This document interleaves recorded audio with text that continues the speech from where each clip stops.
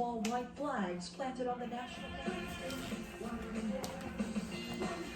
Hello, this is Marco. The moment when you get in the car the whole day long, you get home, your legs are stiff. This is from driving pretty much. How many hours was that? A connection, interesting characters, pretty much all day. Stop at a couple of factories. that really gets But I was in the car the whole day. Tough scrutiny for Facebook's parent company Meta and their uses of facial recognition technology.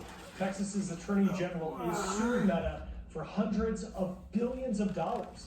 The suit claims the company used facial recognition technology on user photos, quote, without the informed consent of all individuals. They got the news going on. Collect Not really good news. A Meta spokesperson called the allegations baseless.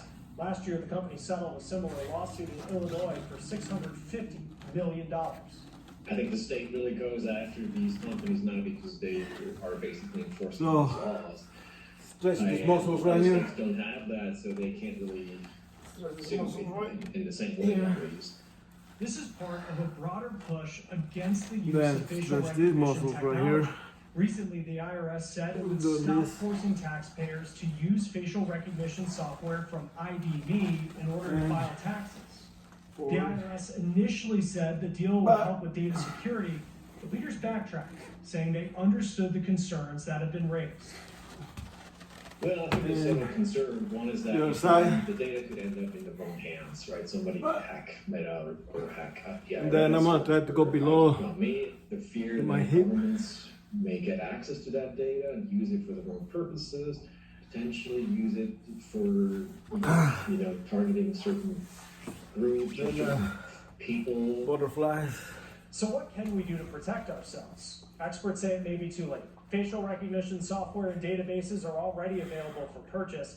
As one expert put it, the train has left the station, and now it's on each of us to manage our own data responsibly.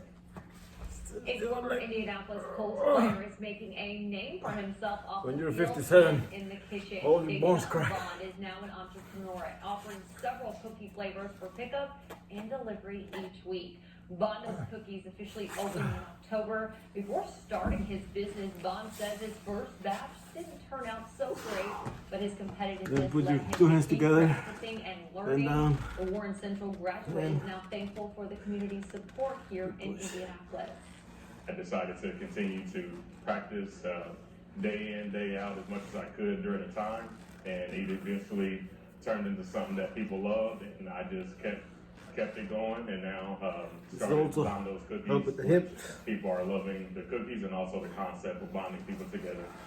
Bond's wife also helps with the business, and the two are expecting a baby soon. Congratulations. The featured cookie this month Let me is get my peanut butter deluxe Bondo. To find out how you stretch can order, here. research for this story on WRTV.com. Kevin, these cookies By the are garage so sale good. He's friends with my husband, martial so I arts. actually got a chance to try them. Okay, So good. I look It forward. stretches your legs and I'll bring some in for you. Well, going together now, clouds and colder temperatures and a few flurries. Those are the ingredients in our forecast for the evening. The steely gray sky over Lucas Oil Stadium. You heard the news. Jeff Doyle announced his retirement. I love to work in a little sports when I can here. 75, that's our current temperature in Indy. It's 2 degrees warmer down in Bloomington. This is going to be a big sports weekend in Indy as the Big Ten men's basketball tournament arrives. There's a little more sports for you.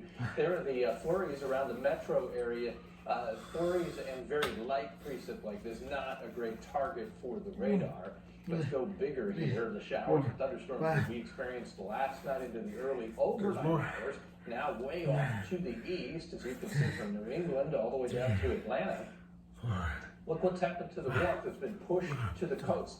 79 in Richmond, Charlotte's at 77, and then the colder air takes over. Nothing Arctic here, 29 in Minneapolis. We'll put this forecast model in motion. That rain leaves the coast, then we're kind of left in between weather systems for a while. Another passes south of us, and then we'll keep our eye on a end of the week system that will have cold enough temperatures to bring some snow to Earth. Thinking about washing your car? Not a bad idea. Drive tomorrow. Wednesday Once and again, Thursday. when you're 57, it's kind of Another hard to COVID stretch, but milestone today. you gotta do it so you can be More than flexible. 6 million people have lost their lives to the virus, according to Johns Hopkins. In this pandemic, Ukraine has had low vaccination rates and high cases. Now refugees are flowing into Eastern European Motivated Kristen to start the nonprofit Marked by COVID, which works to bring together people affected by the pandemic. That's why us, as folks who've been severely impacted by COVID, are raising our voices and saying we need to do better, not only for ourselves and our future generations, but for the people whose lives were cut short because of this crisis. Their voices are now raised in calling for a federally recognized Memorial Day for COVID victims.